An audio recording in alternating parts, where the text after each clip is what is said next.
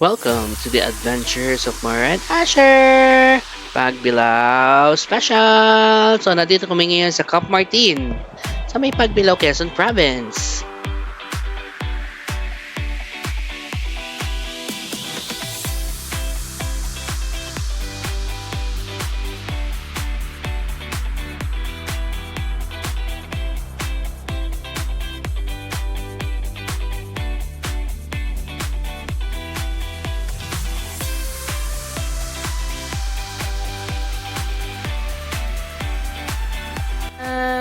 Moira!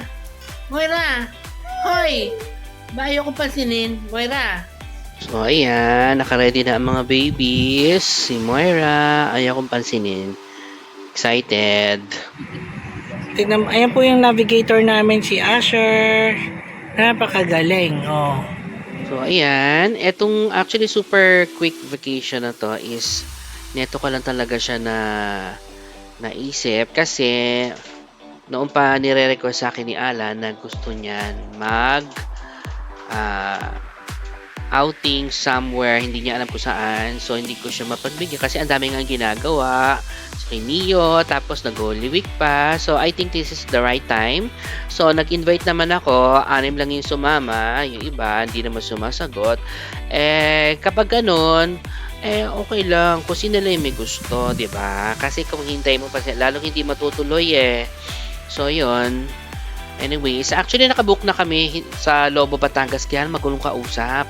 Fully book na pala, nagbo-book pa. Buti na lang sinolo yung pera. Kaya, minsan nakakatakot din talaga mag-book online kasi, no. Alam mo na, daming scammer. Anyway, so 6 lang kami. 7 aso. So, nandito kami ngayon kay nanay. Anniversary, brother! So, yan. Anniversary nila. Tsaka ang aming favorite isama si Mother. Sayang, wala na siya. So, yon. So, nandito na nga kami sa Pagbilao. Siyempre, importante sa akin ay dumaan sa kanilang simbahan. This is Santa Catalina ng Alexandria. So, yan. Ganda niya, in fairness. Tapos, dito kami kumain sa Fermis. Yan. Nalagpasan na kasi namin yung mga fast food. So, dito na lang kami para lutong bahay. So, yan yung nakain namin. So, parang lumalabas na kulang-kulang 300. So, nasa inyo na yung kung gusto nyo kumain sa ganito or mag-food, ano na lang kayo, fast food. Kasi mga nasa 200 na dito, parang kulang-kulang 3 So, kayo, pero masarap naman yung food in fairness. Nga pala, so nandito na kami sa isla ng Pagbilao. So meron palang solar farming dito. Parang CSMC ang may-ari nito. Ang dami niyang solar. Grabe. Farming talaga. So ang travel time pala from Manila to Pagbilao is 5 to 6 hours. Depende sa traffic. From San Pablo naman to here is mga 2 to 3 lang. So generally, magaganda naman yung kalsada, tahimik, maluwang-luwang naman, at mapuno. Yan. Tsaka wala masyadong hayop sa labas. Ayan. Delikado. Eto lang, kapag malapit ka na doon sa parking, doon sa Cricket Resort, doon kasi yung parking nila. Hindi sa kanila yun, pero parang friends sila, pwede silang may ginagawang kalsada, free parking sa first car, in succeeding car is 100 pesos each. May CCTV naman daw. So, nandito na kami sa loob ng Cricket Resort. Nakita ko na rin ito before So, inahanap ko yung tubig. So, yung pala.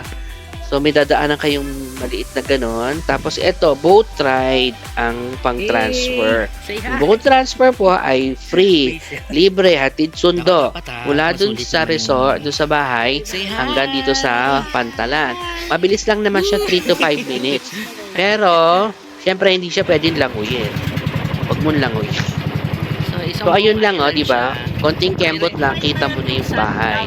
So, literal na ikayo lang doon sa buong isla. Si Ma'am Lovely? Ang taray, di ba? Buong isla, kayo lang. Kaya hindi ka pwedeng umano sa, doon mismo sa taas, hindi ka pwedeng umakyat doon, bawal. Kasi marami doon mga ahas doon, etc. etc. Ang check-in ay 1, check-out 11. So, yun. So dito, yan po ang kanilang official Facebook page, yung may 2,000 plus na followers. Yan. Diyan lang kayo makipag-transact. Yes. So, etong ano na to is, tawag dito sa ngayon is pa-low tide na siya kasi medyo late na kami dumating, mga 2:30 na yata. Dipping pool lang siya. Baka mag-expect kayo ng malaking pool. Dipping pool, hindi nga kami masyado nakapag-dip kasi daming ginawa. So, ayan ang aming Donya, si Donya Moira. Ayan ang aming napaka-kulit na bunso, si Sophie. Tingnan mo naman. Walang katakot-takot sa tubig. Lumusong. Uy. Kulo ko. Hindi siya natatakot sa tubig. Yan. Nahiya na. Maligo. Sige, pabayaan mo siya. Shake na ko, mababaw. Pabayaan mo siya kung gusto niya maligo. O sige na, huwag ka na maya. Go, go, go, go. O sige na. O, 1, 2, 3.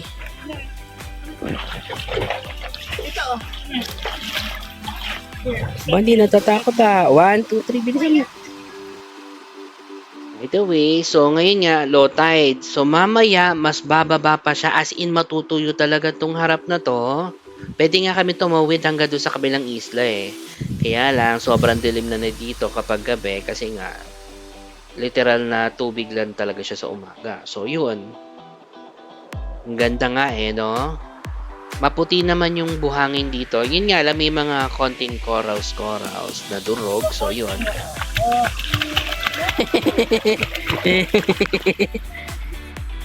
O yan, sige, basa na, wala na. Pero hindi siya sobrang sakit ha. Magchinelas na lang kayo. Sophie! Sophie! Hi, Sophie! Sophie! Wala, natakot na. Alamay ka. Oo. Sige.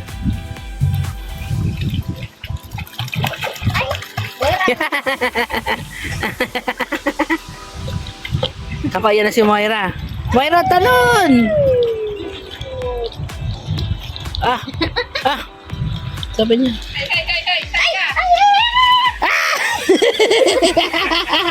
Pati ako madudulas sa'yo eh. So yan, dipping pool lang siya ha. So again, dipping pool. So i-tour na natin yung bahay. Pakita natin yung mga makikita dito sa bahay na to. So, kami lang yun nandito sa island. So, yan. Medyo ano-ano pa siya. Ang cute oh. Look. Diba? May hammock pang ganyan. Yan. Super basa na. Bidyoke. So, ito libre na lahat. CR. Ay. Ako na CR ha.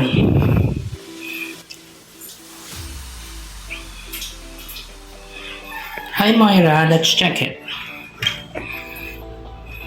Saingan.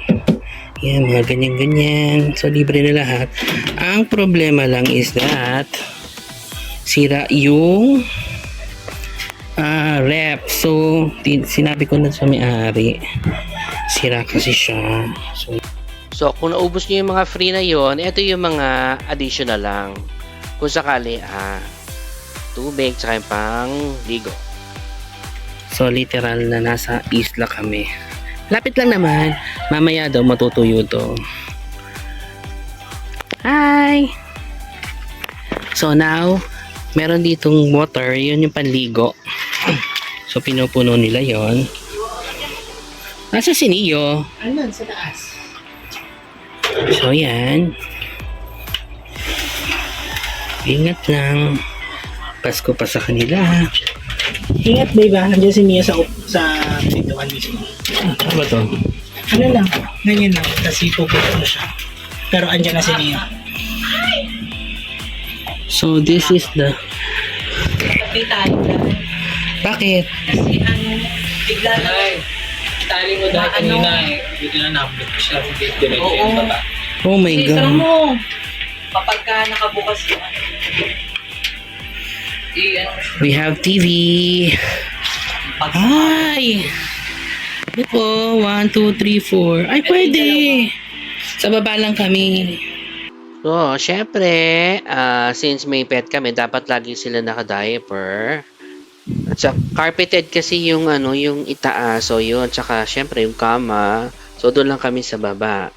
So, yan. Ang maganda dito, no pet charge. Grabe. Grabe yun And to think, 7 yung aso namin. 6 lang kaming tao. Mas marami pa sila. Kasi birthday naman din. Kaya okay lang. Oh, pwede na. Pambarkada to, day. Oh. Malamig. Oo. Pero, ano, Hindi ko alam yung... Ay, wala na aso. From here, yan. Double, ano siya, double door. Double door. Saya. Magkakaroon din tayo ng ganyan. Sariling isla. Saya. Ano ba?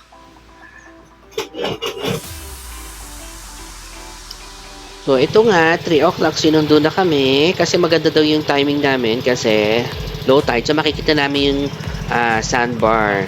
So, hiwalay ito 2.5 per 10 packs. So, yun. Ang activities na gagawin nyo is White Sand Beach, tapos yung Kuwebang Lagpas, at saka yung sandbar. So, watch out for our next vlog para sa iba-ibang naming pinuntahan na activities na yun. Ayoko siya isama dito. Focus lang tayo kay St. Camp Martin. Yan. So, since biglaan to, ang sabi ko sa mga kapatid ko, pack light only. Pack light. Huwag masyadong magdala ng kung ano-ano at huwag na magluto sa bahay. Dito na lang. Hindi naman tayo maarting ano. So, kung ano na lang yung nandoong pagkain, edi yun ang kainin. Importante may cake kahit paano, di ba? Party pa ba? So, ayan. Bago kayo doon sa may daanan, may mga naman doon, bilihan ng mga isda, yung mga ganun. Tsaka may mga lalapit sa inyong bangka dito, yung alimasag daw, meron daw sila. So, yun. Happy birthday, happy birthday. Baby naman. Happy birthday to you. Happy birthday to you. Happy birthday to you. Happy birthday, happy birthday. Happy birthday to you. So, yan. Double birthday celebration ito. Sinama namin syempre si Scarlett since siya ang aming oldest pamangkin na dog. Tapos yung videoke videoke sa phone yun. Do not expect yung videoke na TV malaki, no. Sa phone, pero ang ganda ng kanilang Bluetooth na speaker tsaka mic, in fairness. Pero nagdala kami ng sarili naming para pwede kayo mag trio or duet. So eto yung si Yaya Gingging nagpapa-discover. Tapos ito, nagwawala na kami. Feeling concert queen, charot.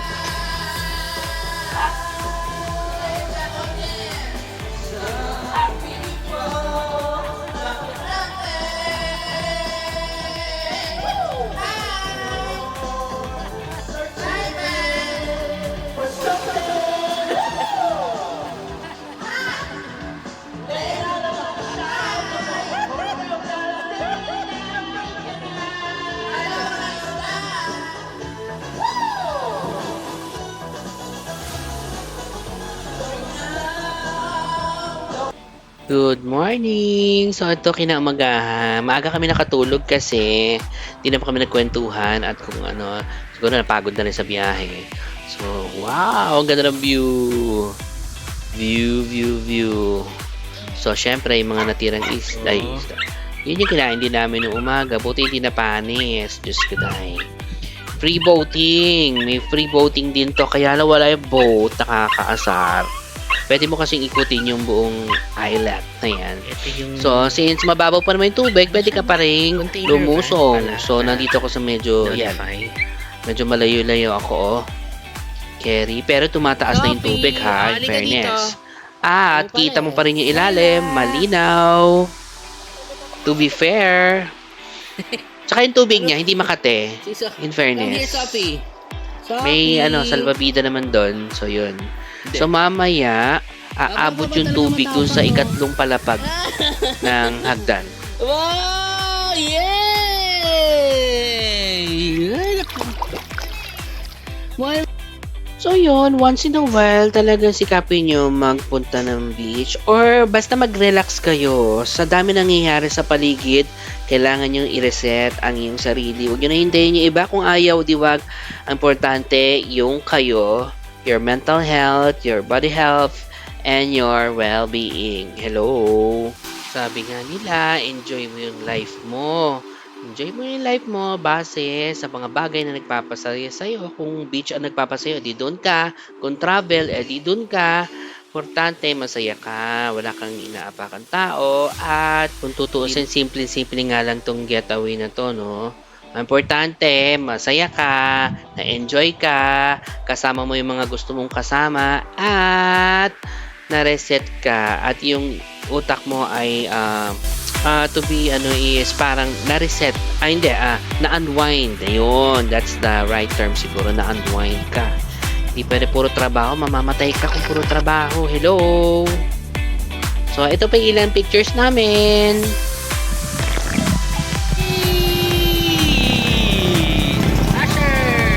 Siyempre, i-rate na natin to based on our experience lang ha during that time. So, magiging honest tayo pero magiging makatao naman tayo sa kung ano man ang comment. Sa price, hello, 5 out of 5. Ang mura no na.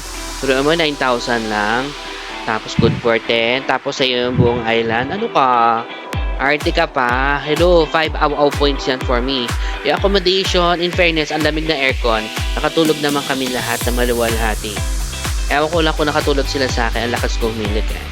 So, sa amenities naman, eto lang medyo may issue ko dito. Siyempre, yung ref, yung microwave, yung tulo dun sa sa CR, ano pa ba, yung kanilang bangka, wala naman yung bangka, kala ko may libre kasi.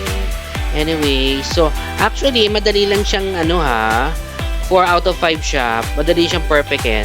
Customer service 5, mabait naman yung may-ari. Saka yung mga taong naglilinis, mababait naman sila. It's very, reasonable siguro naman tong aking rating. Pero ako, kung pwede nga lang gawin kong 5 lahat, gagawin kong 5. Kaya lang, syempre, magiging honest lang tayo based on our experience during that time. So, ang kanilang overall rating is... Chan-chararan! It's 4.75 out of 5 aw points. Hello, ang taas no, konting kemot lang, perfect na to eh. Yung mga kapatid ko, natuwa naman sila. Sabi nila, ba't sa iba doon, taas-taas ang tsaka naman. Experience nga, dapat maging honest tayo. So, yun. Ito naman, kasi yung feel niya, yung vibe niya, ang ganda, pero yung mga kailan tao doon sa isla. Hello. Pero yung siguro yung ref talaga, unahin nila. Kung tatanungin nyo ako kung highly recommended ba ito, highly recommendable siya. Kabalik-balik ba? Oo naman. Kabalik-balik siya. Pero sana next time, ayos na yung mga sinabi naming sa comment. Okay! Until next time, bye!